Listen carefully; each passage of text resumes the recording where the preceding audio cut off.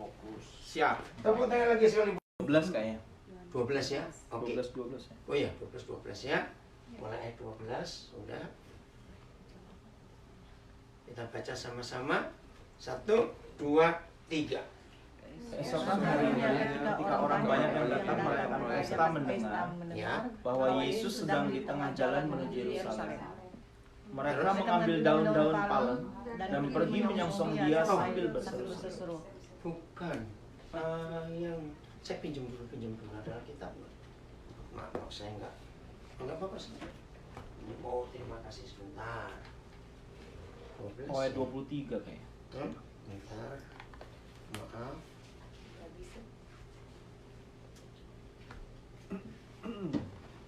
Maaf ya, maaf. Oh, mulai ayat yang ke-20. 20 ya. Ya, maaf. Mulai ayat 20. Maaf yang di rumah. Yohanes 12 mulai ayat yang ke-20. Ibu Vivi sudah? Belum. Kita baca lagi ayat 20. Saya salah tadi. 1, 2, 3. Di antara mereka yang beribadah pada hari raya itu terdapat beberapa orang Yunani. Ya, terus orang-orang itu orang-orang itu pergi kepada Filipus yang berasal dari Betsaida di Galilea, lalu berkata kepadanya, "Tuhan, kami ingin bertemu dengan Yesus." Ya, stop dulu ya. Jadi kesempatan waktu orang-orang Yahudi dari semua negara di dunia itu kalau Paskah itu hari raya terbesar. Pasti kumpul semuanya. Ya, masing-masing suku bangsa punya hari-hari besar tertentu. Contohnya kalau musim haji, mereka semuanya ke Mekah. Misalnya di Indonesia Lebaran pulang semuanya. Nah, di antara orang-orang yang ke Yerusalem itu ada beberapa orang Yahudi dari Yunani. Bayangkan perjalanan mereka jauh, jalan kaki, itu naik kapal. Nah, mereka sudah dengar tentang Tuhan Yesus. Nah, kesempatan bukan, mumpung di Yerusalem, kenapa nggak ketemu sekalian? Betul tidak? Kan begitu? Contoh, Bobby, Leonard, dan Cynthia ini pertama kali ke Washington DC. Sekalian tuh mumpung lihat rumahnya Trump, White House, sekalian. Nah, terus mereka cari salah satu murid dari 12 murid itu. Nggak tahu gimana kok bisa ketemu Filipus. Nah, wajar bukan mereka ngomong Filipus. Tuhan, kami ingin ketemu gurumu. Bagaimana caranya? Kenapa ada sesuatu? Nggak ada sesuatu. Oke, lanjut. Filipus ketemu siapa? Ini penting. Ayo, Filipus ketemu siapa? Lanjut, 1. Ayo baca Alkitabnya. Ayo. Loading.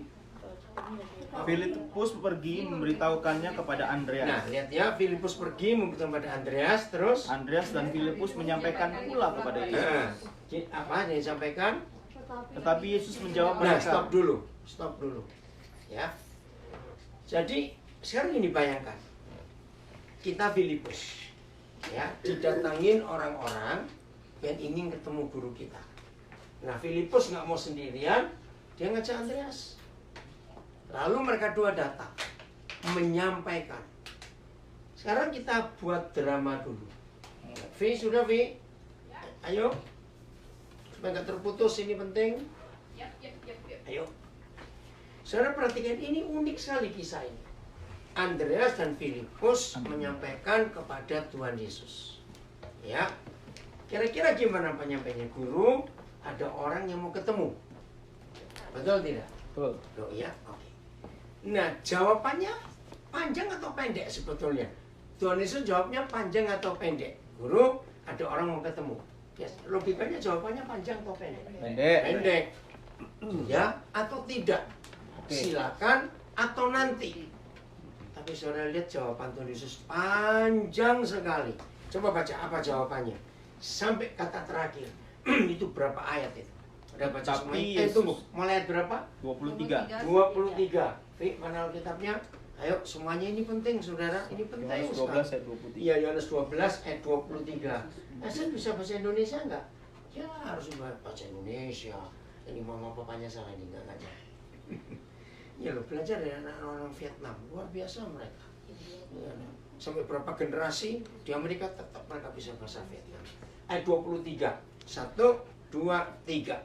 Tetapi Yesus menjawab mereka katanya, telah tiba saatnya Anak Manusia dimuliakan. Ya, terus. Aku berkata kepadamu, sesungguhnya jikalau biji gandum tidak jatuh ke dalam tanah dan mati, ia tetap satu biji saja. Tetapi jika ia mati, ia akan menghasilkan banyak buah.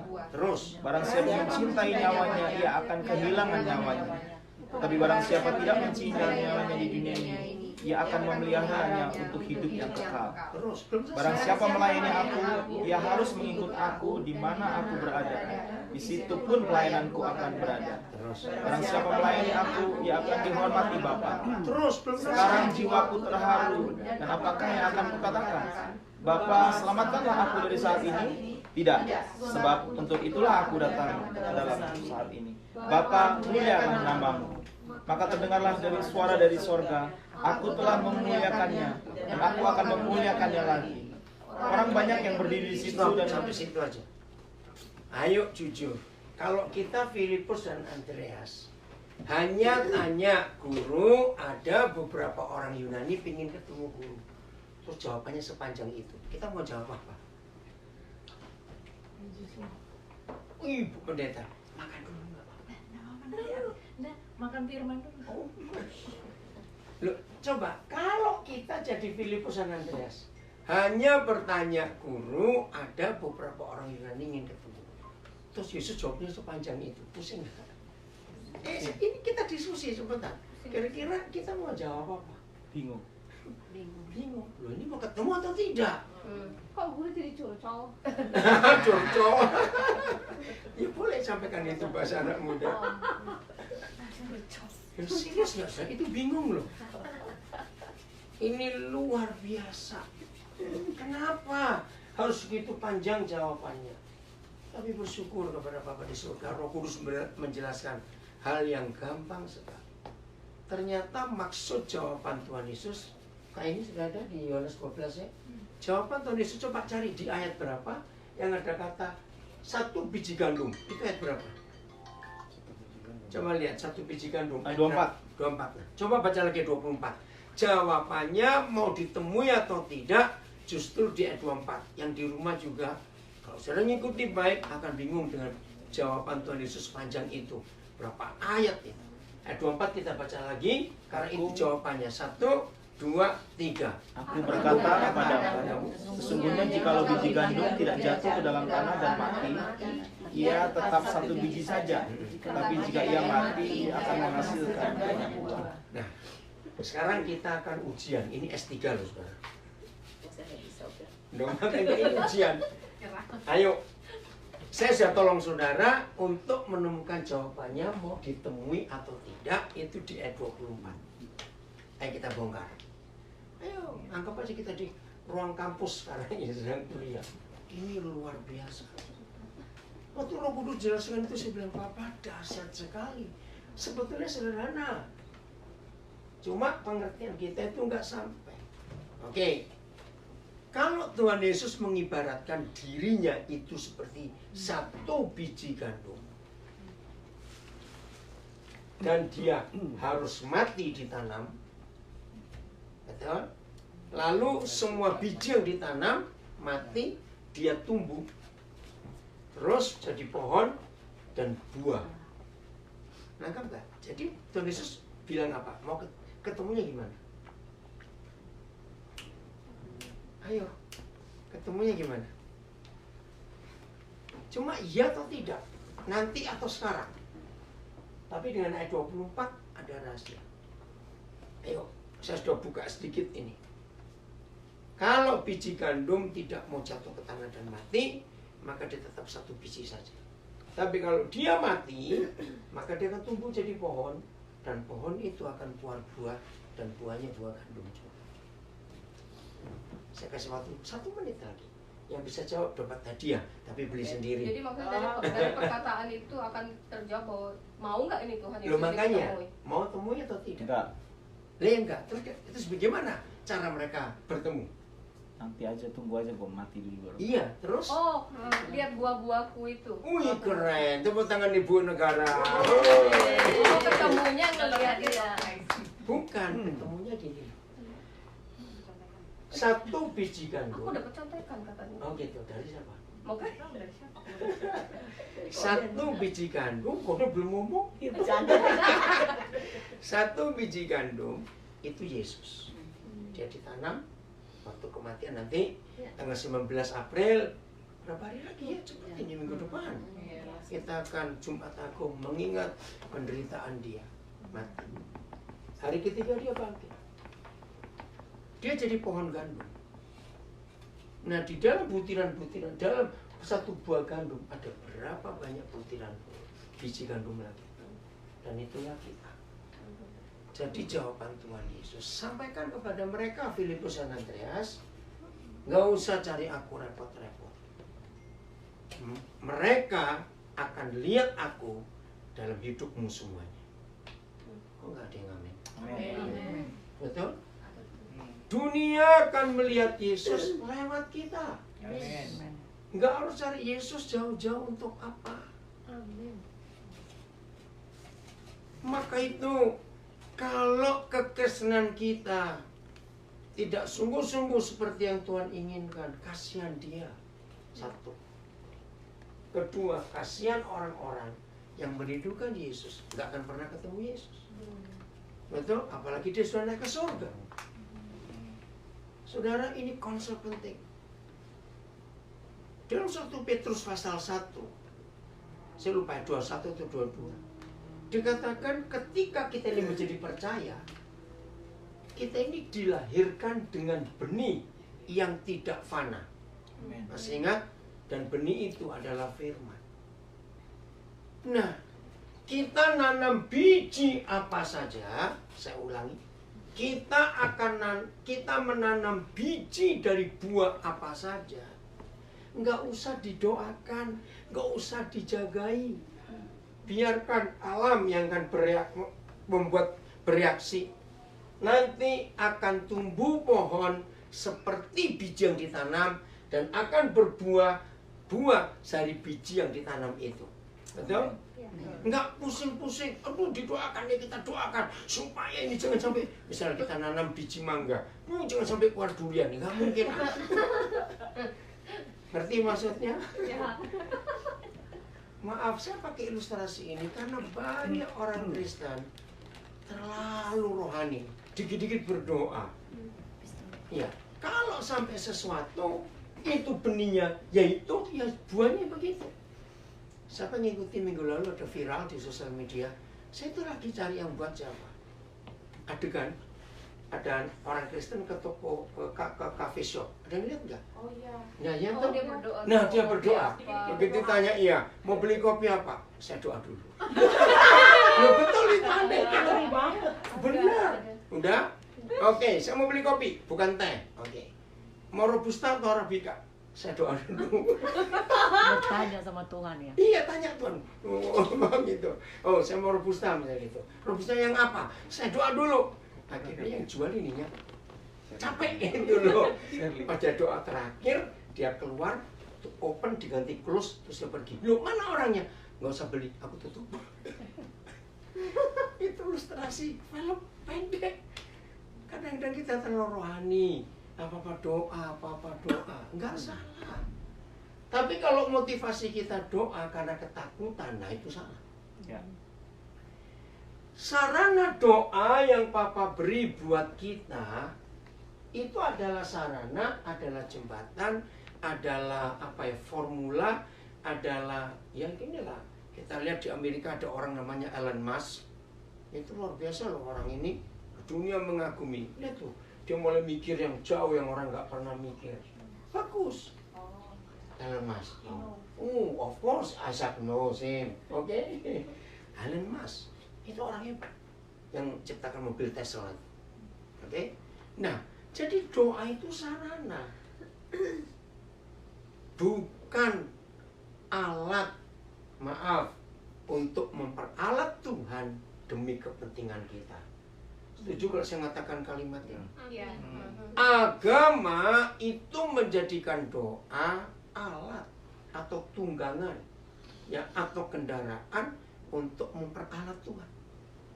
Ya. Nah, semua agama, semua kecuali kekristenan, semua agama mengapa Tuhan mereka pasti minta sesaji, minta persembahan, minta sesuatu. Betul tidak? Karena itu logika manusia. Kalau aku baik-baik pada orang, ya orang itu pasti baik kepadaku. Nah, karena mereka nggak pernah punya hubungan yang dekat dengan Tuhan, maka itu mereka pakai cara manusia.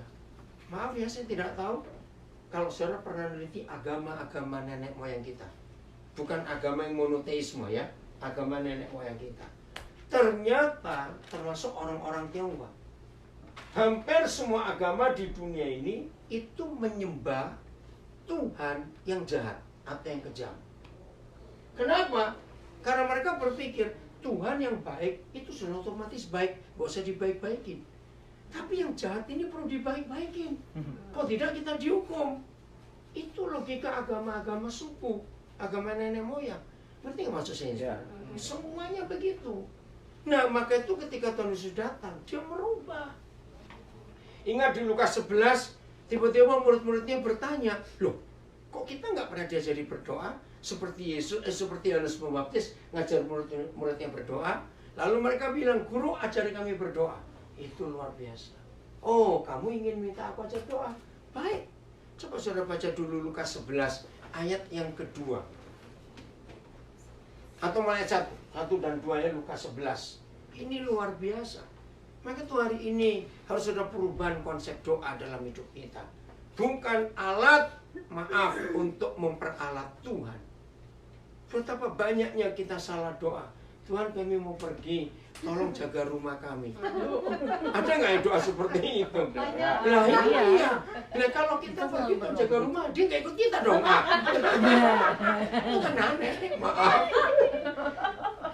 Nah, jangan tertawanya. Saya ngajari begini, nggak usah khawatir rumah itu. Pokoknya jangan ada barang berharga, plastik semuanya. Tinggal. Loh betul.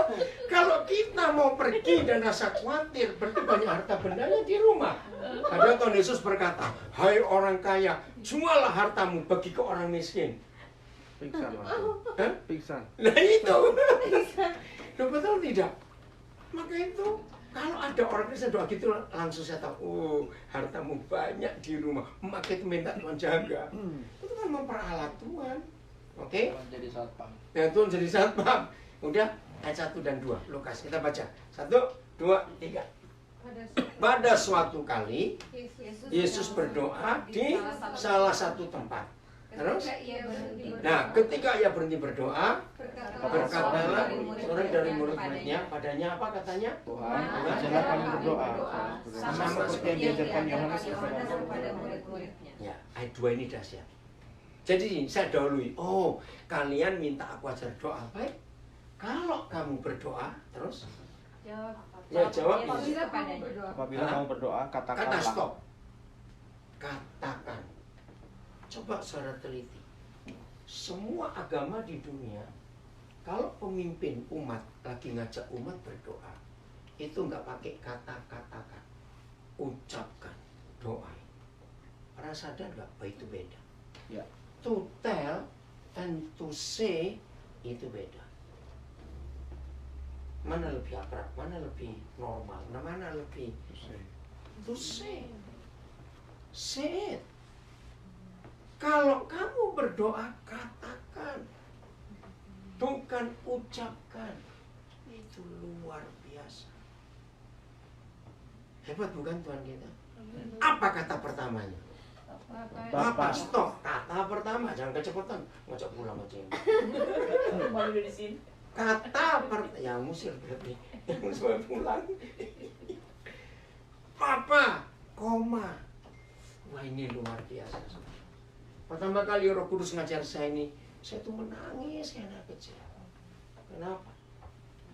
Bahasa tertua di dunia yang dikenal oleh manusia itu Aramik. Dengar kata itu ya? Dan mother tongue Tuhan Yesus itu Aramik, bukan Hebrew. Aramik.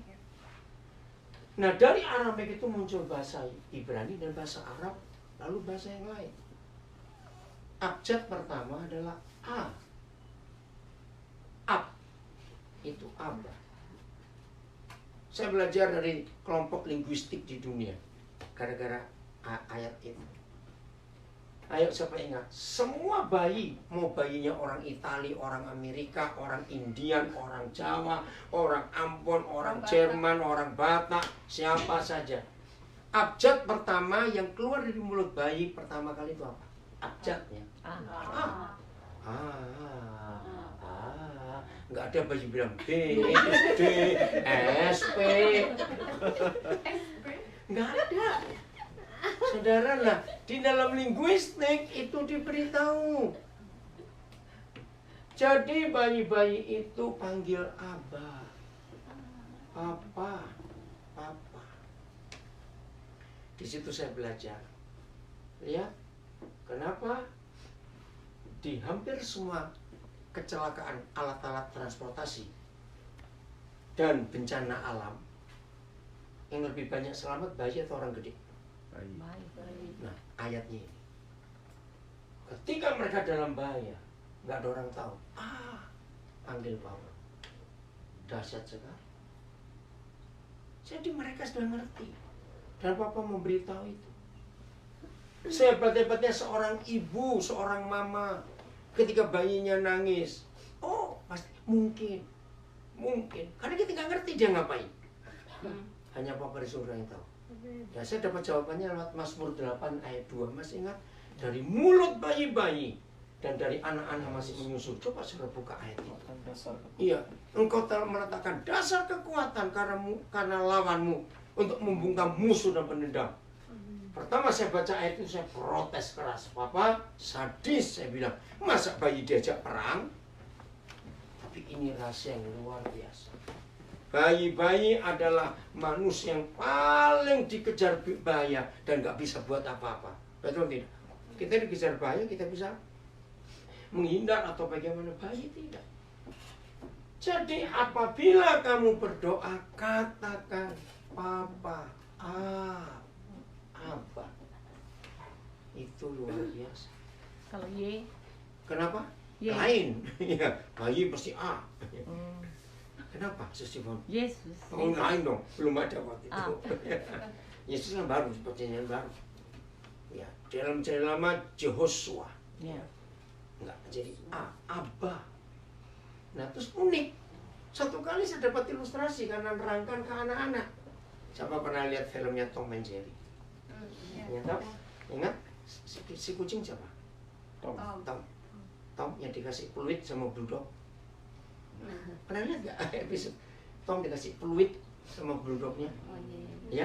Jadi kalau kamu diganggu si Jerry, tiup peluitnya, aku datang. Itu keren sekali. Nah, seperti itu bayi-bayi. Jadi bukan Tuhan ngajak perang bayi-bayi, tapi bayi-bayi dalam kondisi bahaya, musuh mengancam, Tuhan lindungi mereka.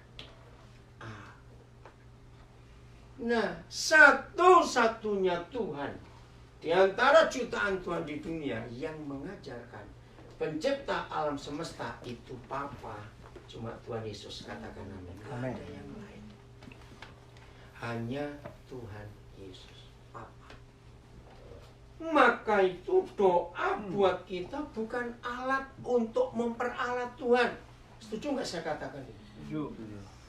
Saya ulangi, doa bukan alat untuk memperalat Tuhan, tapi sarana untuk jumpa Tuhan dan berkomunikasi dengan Dia.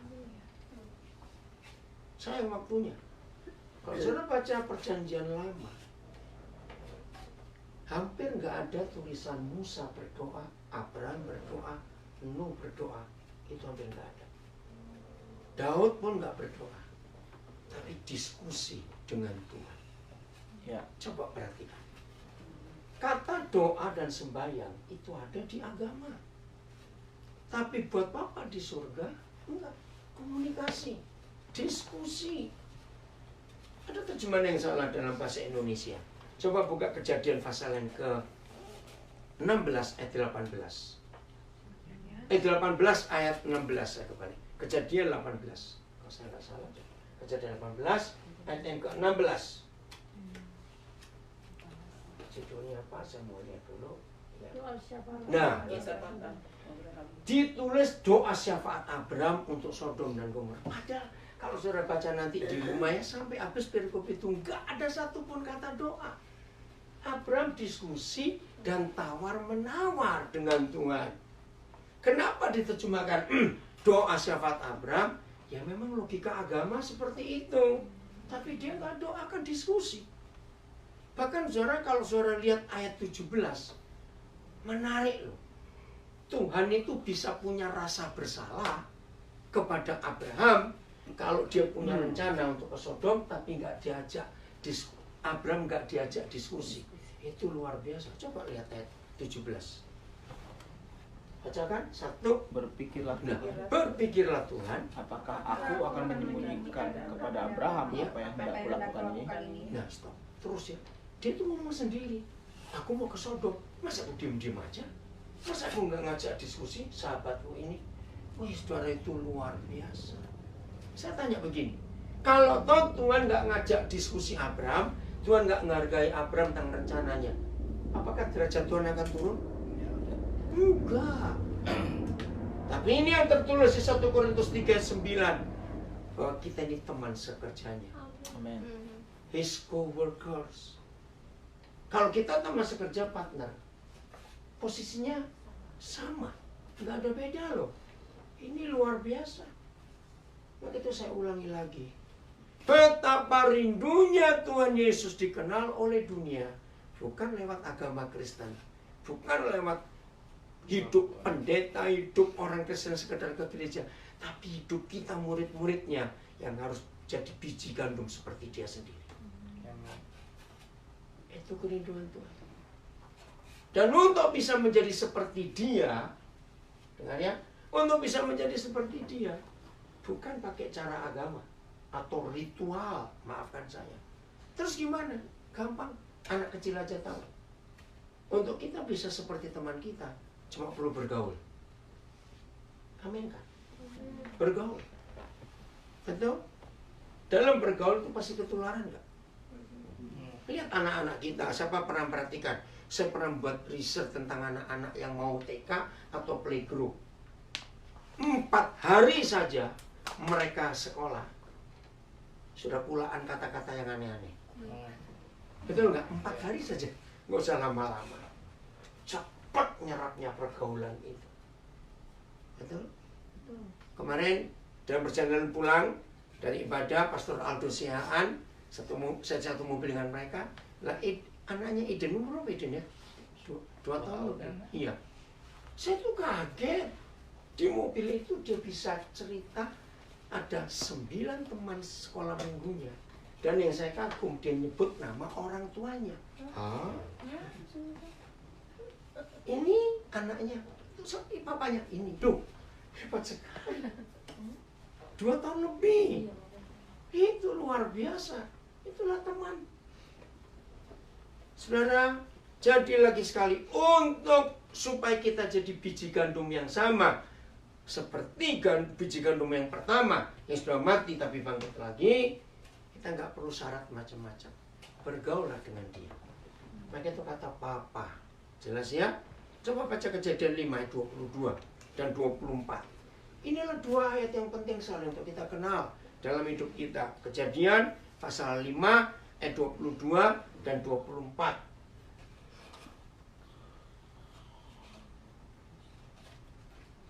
Kejadian berapa? 5 ayat 22 dan 24. Ada satu kata penting. Kita temukan. Baca 1, 2, 3. Bergaul dengan Tuhan. Terus ayat 20, ya nggak usah. Pasal 24, ayat 24. Jangan hidup bergaul Tuhan. Sehingga lalu ia tidak ada lagi. nah, bergaul. Saudara, Henokh adalah orang pertama di dunia yang tidak pernah mengalami mati, tapi terangkat. Ternyata bukan karena dia melakukan ritual keagamaan, tapi karena dia bergaul dengan Tuhan. Jadi lagi sekali, ini pakai psikologi. Kenapa? Jadi hisbadi. Iya, jadi hisbadinya. Ini pakai hal-hal logika anak-anak. Di antara semua impact dari pergaulan, satu yang paling besar, influence. Betul enggak? Ketularan. Cepat nggak nular sikap itu? Cepat sekali. Nah sebetulnya seperti itu yang Tuhan minta pada kita. Bergaul. Maafkan saya. Bergaul itu perlu tata cara nggak? Enggak.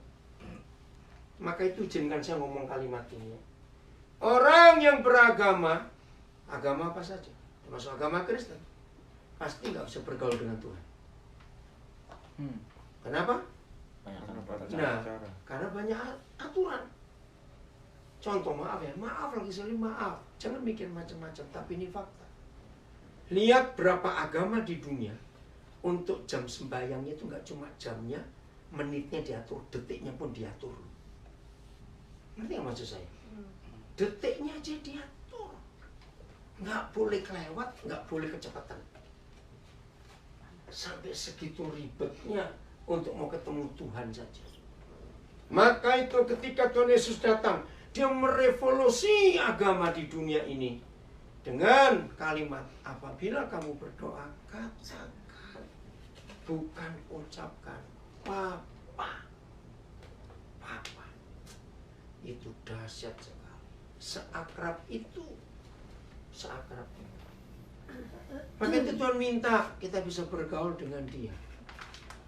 Nah ini saya bongkar dikit ya. Kalau saudara lihat Lukas 11 ini, dahsyat sekali. Coba lihat lagi ayat 1, Lukas 11. Kita diskusi. Yang di rumah perhatikan juga. Kita diskusi ayat 1, Lukas 11. Lukas 11 ya. Pelan-pelan. Baca 1, 2, 3. Pada suatu kali. Nah, stop. Agama kalau doa nggak boleh pada suatu kali. Ngerti maksud saya? Loh, kalau pada suatu kali itu artinya apa? Jarang. Bisa kapan aja. Kapan aja? Sewaktu-waktu. Agama nggak bisa, ada jamnya. Betul? 2, di Salah satu tempat. Agama ada peraturan. Harus di tempatnya. Apalagi saya di Yehova. Lihat itu. Nggak pernah mereka mau diajak doa di tempat lain kalau nggak di balai kerajaannya. Jadi saya berikan saran, kalau saudara mau ngadepi orang saksi Yehova, tantang mau doa nggak? Kalau mau doa ya sudah. Kalau nggak mau, mereka nggak akan mau berdoa di sembarang tempat. Harus di balai kerajaannya. Coba aja tes kalau ketemu mereka. Nah ini Yesus, doanya di salah satu tempat pada suatu kali. Terus kalimat berikut. Ketika ia berhenti berdoa. Ketika ia berhenti berdoa, stop. Terus Berkatalah seorang dari murid-muridnya kepadanya, Tuhan, Tuhan, ajarlah kami berdoa seperti yang diajarkan Yohanes kepada murid. Oke, saya tanya, coba baca pakai perasaan anak-anak. Murid ini surprise atau biasa tahu Yesus berhenti berdoa? Surprise. Maka itu dia, ternyata dia sembahyang juga. Maka itu dia minta ajar berdoa. Pertanyaan berikut, ini tapi jangan kaget dulu ya. Karena buat seorang teolog ini susah dimengerti. Kalau begitu, dengar pertanyaan saya baik-baik. Kalau begitu, mereka selama jadi murid. Karena sampai Lukas 11, kita tuh nggak tahu sudah berapa waktu. Karena Lukas 6 itu menuliskan, pertama kali Yesus milih 12 orang. Nah dari Lukas 6 ke Lukas 11, berarti ada jarak nggak? Ya. Nah kita nggak tahu kapan. Maaf ya pertanyaannya. Kalau kita baca ayat 1, dia surprise. Pelan-pelan ya, ngerti harus pelan-pelan. Berarti selama itu murid-murid sudah pernah lihat Yesus berdoa atau belum? Belum. Ini luar biasa. Pertanyaan lebih penting, ini buat orang kaget. Berarti selama dia jadi guru, mereka jadi murid, pernah nggak Yesus ngajari berdoa? Belum pernah. Aneh nggak? Aneh. Tapi ini jawabannya. Itu pertama kali Tuhan Yesus doa secara Yahudi, yang pakai talit, terus manggut-manggut begitu. Lah selama itu mereka nggak pernah lihat Yesus gurunya doa dengan cara agama Yahudi. Maka itu mereka surprise. Kenapa kami nggak pernah diajari? Ngerti nggak maksudnya? Iya, iya. Karena di ayat-ayat lain kita menemukan dia berdoa kok. Contoh Markus 1 ayat 35. Pagi-pagi benar dia keluar ke tempat yang sunyi untuk berdoa. Nah, doa itu bukan doa agamawi, tapi itu ketemu Papa, komunikasi, diskusi. Lihat yang tercatat di Matius 26 ketika di Getsemani. Itu doa keluar dari istilah Jawa, pakemnya agama Yahudi. Kalau boleh, ya pakemnya itu peraturan. Kalau boleh, itu nggak ada kata begitu. Itu menunjukkan betapa akrabnya dengan Papa di surga. Saudara, ajari anak-anak kita seperti itu. Ketemu Tuhan itu Papa. Jangan aku takuti anak kecil. Awas loh kamu. Kalau nggak doa, nanti Tuhan marah. Nah, itu salah. Bagaimana kita punya kesan, ih kejam sekali Tuhan. Ayo mulai hari ini memiliki rasa itu dengan Bapa di surga. Amin. Ayat terakhir. Keluaran 33 ayat 17. Saya tiap kali lihat ayat ini, Papa engkau luar biasa. Keluaran 33 ayat 17. Nah, jadi kita itu menemukan ada cukup banyak kejadian di perjanjian lama yang Tuhan itu begitu mudah ditemui. Bahkan saya tidak tahu berapa banyak di antara saudara yang pernah iri dan cemburu kepada Yesaya, kepada Yeremia, Mika, Amos, Yunus, semuanya. Ini yang saya pernah iri. Mereka itu enak nggak ketemu Tuhan. Enak. Ya tuh, dikit-dikit Tuhan berfirman, dikit-dikit Tuhan berfirman. Lah kita ini doa sudah sekian jam sampai capek melek lagi, merem lagi. Kok nggak ketemu? Maaf. Betul nggak? Kan mana Tuhan ini kemana? Padahal secara hukum Tuhan di perjanjian lama jauh lebih susah ditemui daripada Tuhan di perjanjian baru. Betul? Karena Yesus belum jadi korban. Tapi kenapa faktanya yang di perjanjian lama kok bisa begitu enak? Yang salah ini di mana? Saya cari itu.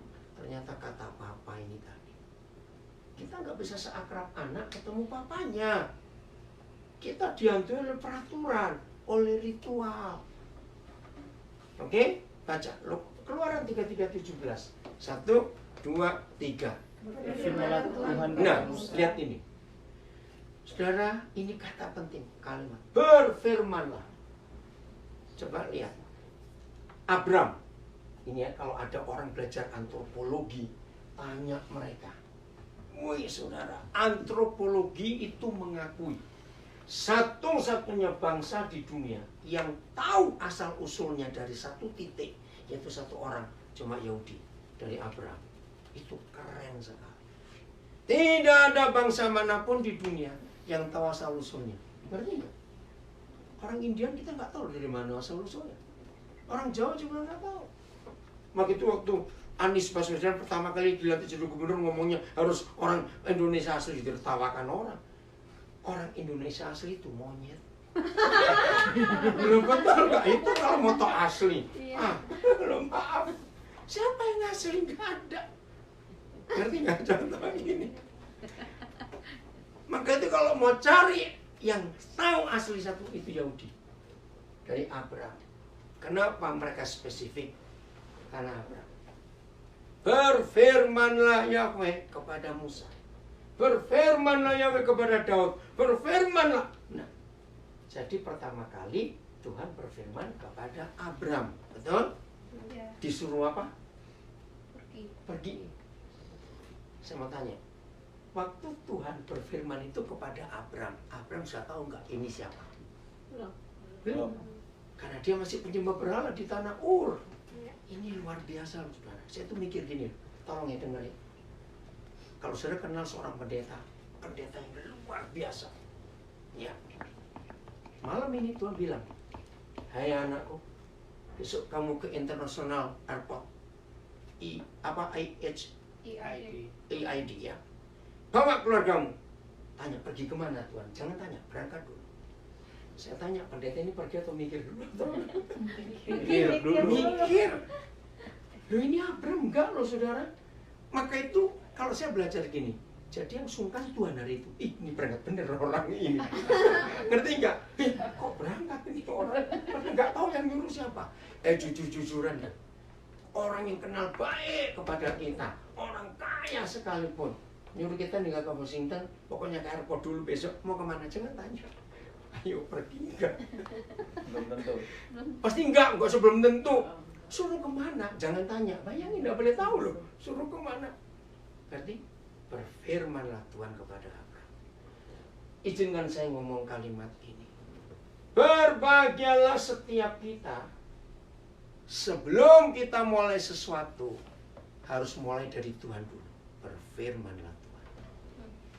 Katakan amin. Maaf, kali ini saya kesini tuh gara-gara Bobby nih. Iya, Nemenin Bobi jalan. nemenin ini gara-gara ini. Manja sekali. Lo serius? Jadi gini, saya tuh tawarkan dia ke Alabama. Maka itu saya tuh nggak pernah punya jadwal sampai jauh-jauh, itu nggak bisa dalam pelayanan. Karena saya mau tahu Tuhan nyuruh saya kemana. Nah, waktu saya kenalkan Bobby ke Alabama, ternyata mereka bilang, aduh, kami belum kenal. Coba lah lihat Google, saya begitu cari Bobby Febian. Aduh, nggak enak juga. Kalau kode namanya boleh, gitu. Waduh. Lalu saya diskusi dengan istri saya, gimana ini? Ya berangkat aja kalau memang udah waktu. Ya udah, langsung saya beli tiket. Nggak taunya Leonard sekeluarga juga pergi. Ya udah pas. Gitu. Jadi apa-apa harus mulai dengan firman Tuhan. Suruh apa? Untuk apa saja. Nuh buat kapal sebesar itu. Ingat loh, zaman Nuh getek aja belum ada. Tahu getek? Rakit itu belum ada. Apalagi perahu belum ada. Zaman itu manusia belum pakai transportasi air.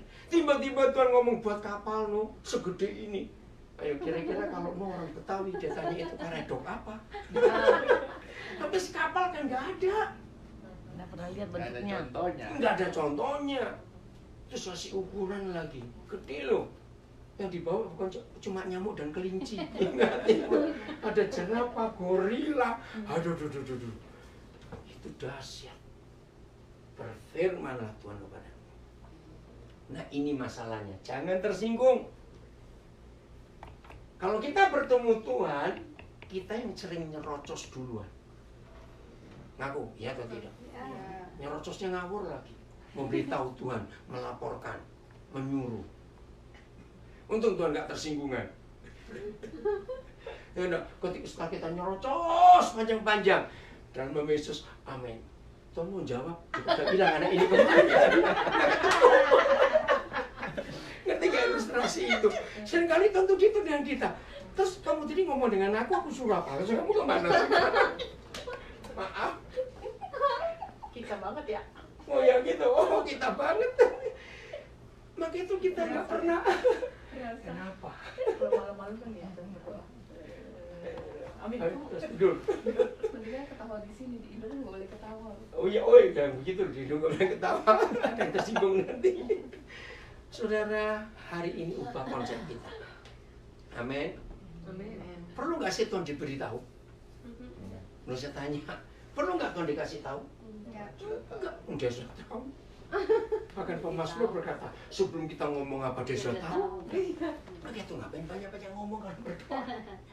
Lebih baik kita diem kayak anak-anak muda bersahabat. Kayak orang pacaran.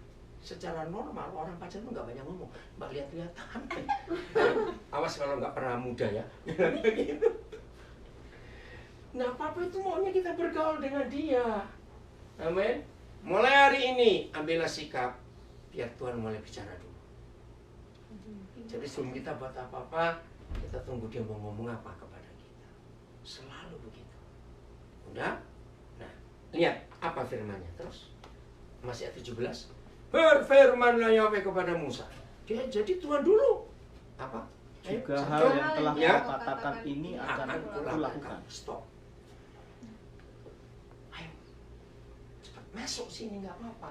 Itu konyolnya. Ini bosnya Pak Jo. Oh, duduk sini dulu. Ayo masuk. Om Yom sana nanti. Sini. Atau makan dulu. Makan dulu lah, lapar. Wajahmu wajah lapar. Sudahlah. Nggak apa-apa dia. Enggak, Om Den doang aja. Oh, no. Ya udah, nanti kamu nemenin tante ini ya. Ada teman. Oke. Berfirman Berfirmanlah Yahweh kepada Musa, ini penting, juga hal yang telah kau katakan ini akan kulakukan. Kalau saudara cuma membaca sepintas, nggak akan ketemu rahasianya. Coba saya tanya kalimat. Berarti antara Tuhan dengan Musa, siapa yang nuruti siapa? Coba baca lagi. Ayo, cepat baca. Antara Tuhan dengan Musa, siapa nuruti siapa? Tuhan menuruti Musa. Nah, logika kita masuk nggak? Enggak. Enggak, sama sekali. Apalagi kalau kita baca, yang kau katakan. Saya pertama kali mikir gini, Tuhan risiko loh, saya bilang. Saya bilang, Papa ini risiko. Tahu risikonya? Berarti Tuhan nganggap Musa nggak pernah salah ngomong.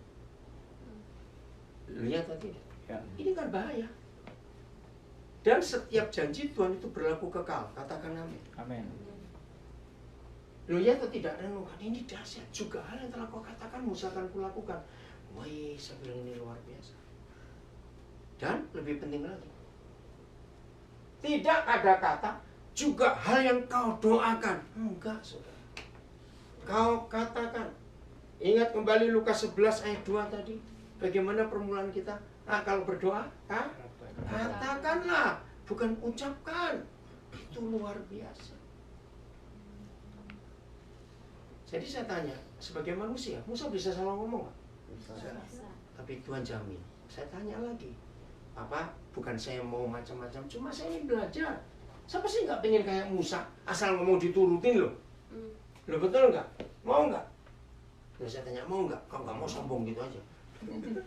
Mau toh? Kita seperti Musa? Tuhannya Musa dengan Tuhan kita sama tidak? Sama. Jadi nggak perlu doa panjang-panjang. Ucap, ngomong saja. Dia tahu. Jawabannya ada 2 hal. Kalimat berikut.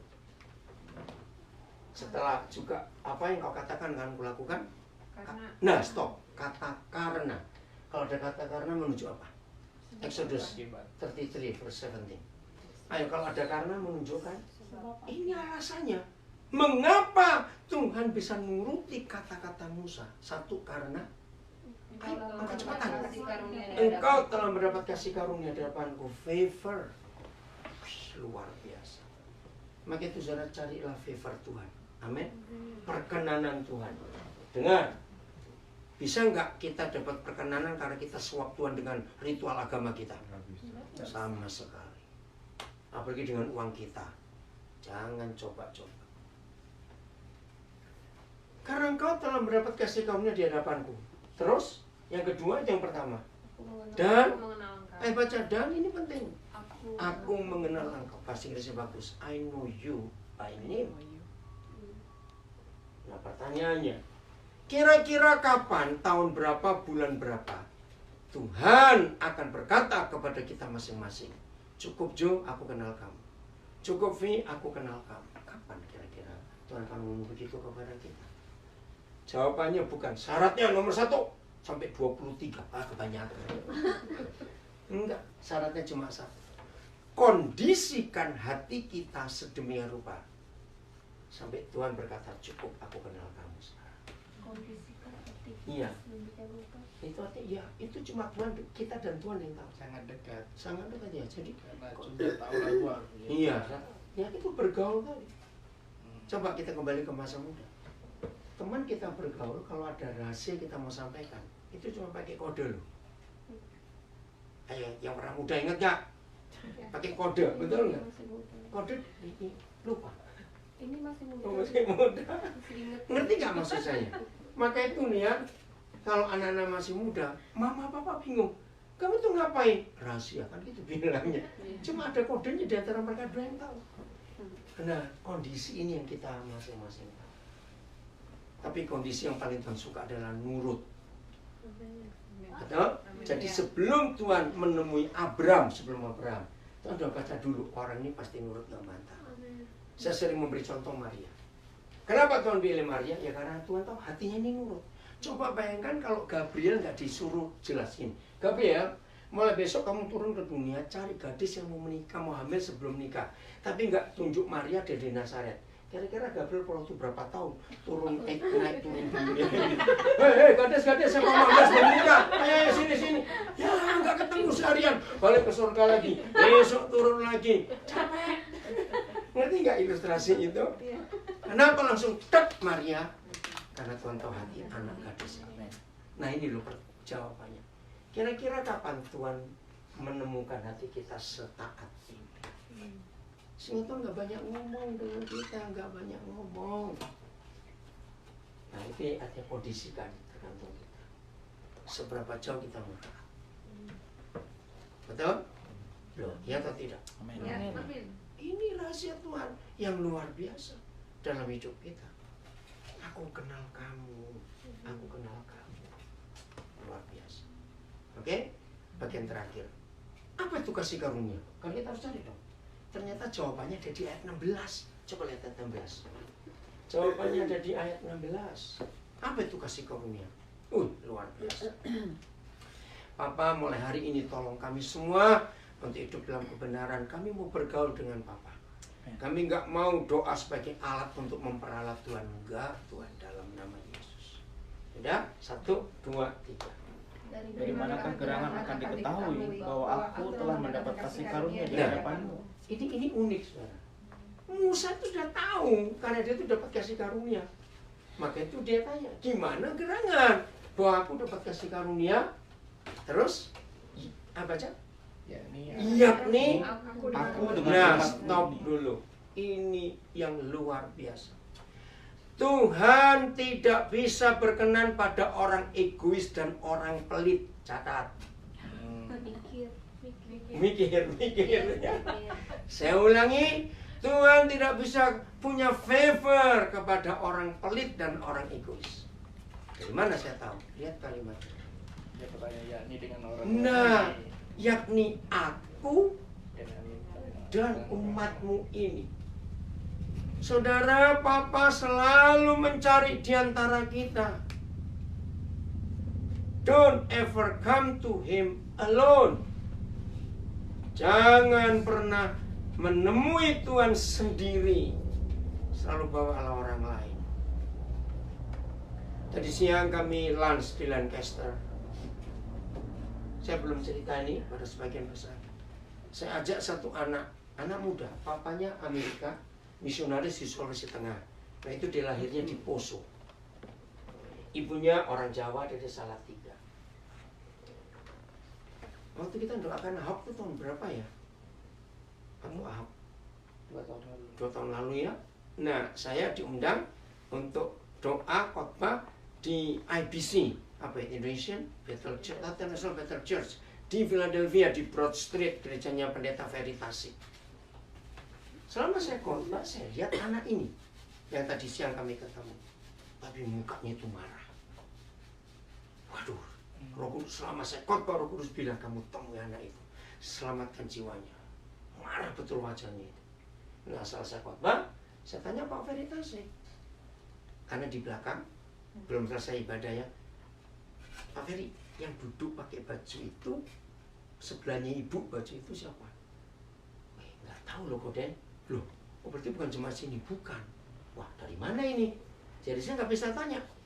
Nah, selesai ibadah ada makan. Terus saya lihat anak itu duduk dengan ibu itu, ternyata itu mamanya yang orang Jawa itu. Saya langsung panggil dia ke belakang dulu, yuk. Namamu siapa? Nah, waktu ibunya lihat saya ngelayani, doakan dia, ibunya nyamperin, nangis langsung. Terus saya kaget. Maunya saya suruh minggir dulu supaya ngomong.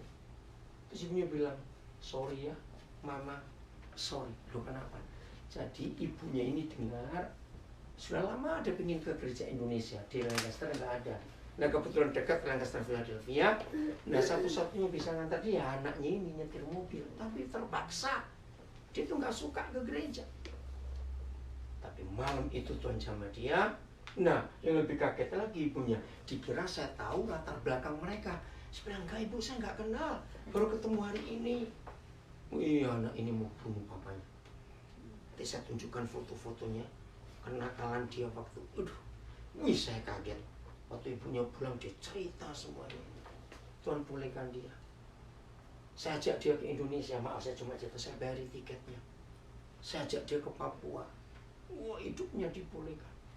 Begitu tadi senang, dia sudah berubah, sekarang sudah aktif di gereja, sudah melayani, sudah kerja. Jadi saya nggak kenal orang ini. Maaf, saya cuma cerita.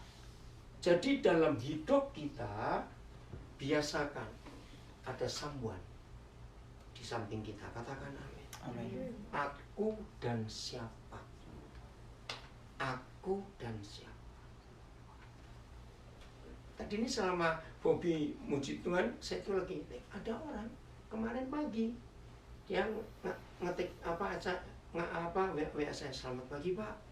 Saya jawab selamat pagi juga. Kamu ini siapa? Dari mana? Nah terus saya tanya, kamu dapat nomor teleponnya dari mana?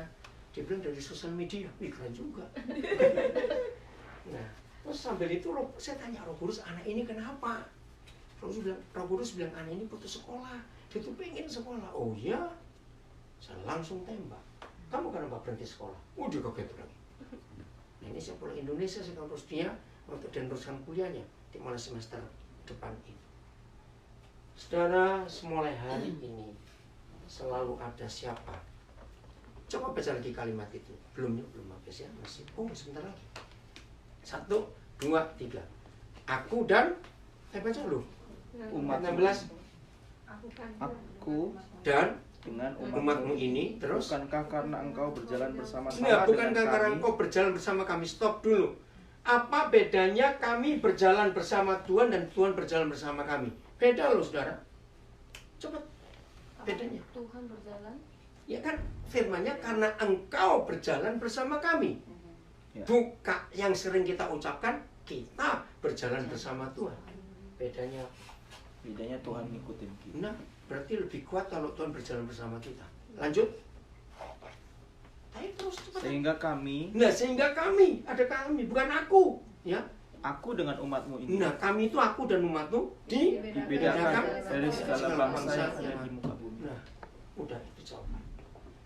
Kenapa Tuhan bisa jawab semua yang Musa katakan? Karena dua hal. Satu, dapat favor. Untuk dapat favor, baca ayat 16. Kedua, karena Tuhan kenal. I know you by name. Ini luar biasa. Nah, sekarang lagi ini dengan kalimat di ayat 17. Juga hal. Cepat bongkar. Kalau ada kata juga hal itu artinya apa? Cepat. Karena ini yang Instagram saya mau habis sayang. Juga hal itu artinya apa? In English I don't know what. Apa? Juga hal. Ayo ada orang ngomong juga. Yang itu juga. Nah, yang sebelumnya ya, sesudahnya ya. Saya kaget. Itu yang saya temukan. Seumur hidup Musa, Papa akan melakukan apa yang Musa katakan juga. Percaya Tuhan bisa buat itu atas kita juga. Kalau kita dapat favor dan kita dikenal Tuhan. Tuhan memberkati kita semuanya. Temukan jawaban itu mulai hari ini. Bob, nyanyi lagi. Ya, Bob. Ibu Pendeta Heni Watimena berdoa supaya dikenal yang di rumah. Watimena ya. Karinda. Sini, Bu. Hah? Karinda. Ayo, Bob.